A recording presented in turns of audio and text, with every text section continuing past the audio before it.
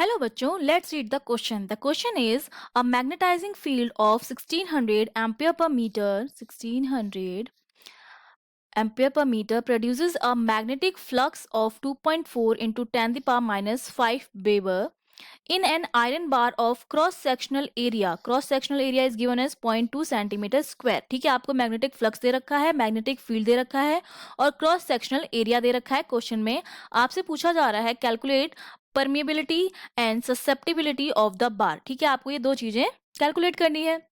तो अगर मैं इसके की कॉन्सेप्ट की बात करूं बेसिकली, तो की कॉन्सेप्ट में क्या आएगा, आपको फॉर्मूला पता होना चाहिए. अगर मैं की कॉन्सेप्ट की बात कर रही हूं तो की कॉन्सेप्ट में क्वेश्चन में जो पूछा जा रहा है परमिटिबिलिटी और ससेप्टिबिलिटी, इनको निकालने के लिए हमें किन किन चीज़ों की ज़रूरत पड़ेगी वो हमें पता होना चाहिए. ठीक है, तो इन दोनों चीज़ों के लिए एक तो हमें ज़रूरत पड़ेगी मैग्नेटिक इंडक्शन की. तो सबसे पहले तो हमें क्या पता होना चाहिए, हमें कैलकुलेट करना है मैग्नेटिक इंडक्शन को. ये इसका क्या हो जाएगा, की कॉन्सेप्ट हो जाएगा मैग्नेटिक इंडक्शन. ओके, तो सबसे पहले हम क्या कैलकुलेट कर लेते हैं, मैग्नेटिक इंडक्शन ही कैलकुलेट कर लेते हैं. ठीक है, जिसको हम शो करते हैं बी से. Magnetic induction is B. ठीक है, ये मैग्नेटिक इंडक्शन, इसके आगे मैं लिख देती हूँ शॉर्ट में magnetic induction. Okay, that is B, that is equals to flux upon area. Magnetic induction जो है वो दिया जाता है फ्लक्स अपॉन एरिया से.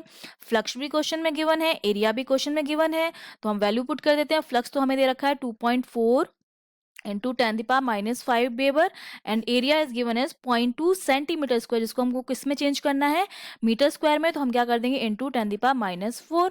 अब जब हम इसको कैलकुलेट करेंगे तो हमारे पास मैग्नेटिक इंडक्शन जो आता है that is coming out to be 1.2 tesla.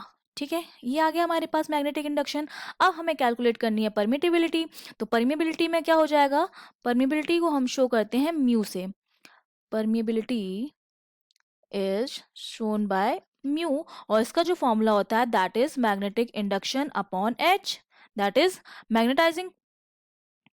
ठीक है, तो अब हमने इसकी वैल्यू लिख दी है यहाँ पर. ठीक है, अब हम यहाँ पे इसकी वैल्यू पुट कर देते हैं. मैग्नेटिक इंडक्शन हमने कितना निकाला, 1.2 निकाला, और एच की जो वैल्यू होती है that is written as 7.5 into 10 the power minus 4. ये एच की वैल्यू होती है. तो अब जब हम इसको कैलकुलेट करेंगे तो हमारे पास वैल्यू क्या आएगी, हमारे पास वैल्यू आएगी 0.75 इंटू 10 द पावर माइनस 3. ये तो आगे परमिएबिलिटी, और परमिएबिलिटी की कोई भी क्या नहीं होती है, यूनिट नहीं होती. ये तो हमने कैलकुलेट कर ली फर्स्ट पार्ट. अब सेकंड पार्ट में हमें कैलकुलेट करनी है ससेप्टिबिलिटी. तो इसके लिए हम क्या करते हैं, ससेप्टिबिलिटी को हम शो करते हैं एक्स से. तो हमें एक्स निकालना है. तो हमें ये पता है that mu upon mu naught जो होता है, mu mu upon mu naught that is equals to 1 plus x, जहां पर एक्स हमारा क्या है, ससेप्टिबिलिटी है, और यही हमें क्या करनी है, कैलकुलेट करनी है ससेप्टिबिलिटी. ठीक है, ये हमको कैलकुलेट करनी है. अब हम सबकी क्या लिख देते हैं, वैल्यू पुट कर देते हैं. म्यू की वैल्यू हमने अभी कैलकुलेट करी है परमिएबिलिटी की, जो हमारी कितनी आई थी, 0.75 into 10 the power minus 3. Mu naught की वैल्यू फिक्स होती है that is 4 pi into 10 the power minus 7. ठीक है, ये फिक्स वैल्यू होती है म्यू नॉट की, जो हमने वैल्यू पुट कर दी है that is equals to 1 plus x. अब आपको सिर्फ क्या करना है, कैलकुलेट करना है. जब आप कैलकुलेट करेंगे मैथमेटिकली तो एक्स की जो वैल्यू आएगी विच इज 624. ठीक है, अब हमने दोनों चीज़ें कैलकुलेट कर ली है, परमिबिलिटी भी कैलकुलेट कर ली है और ससेप्टिबिलिटी भी कैलकुलेट कर ली है. Okay, I hope you understood. Well, all the best.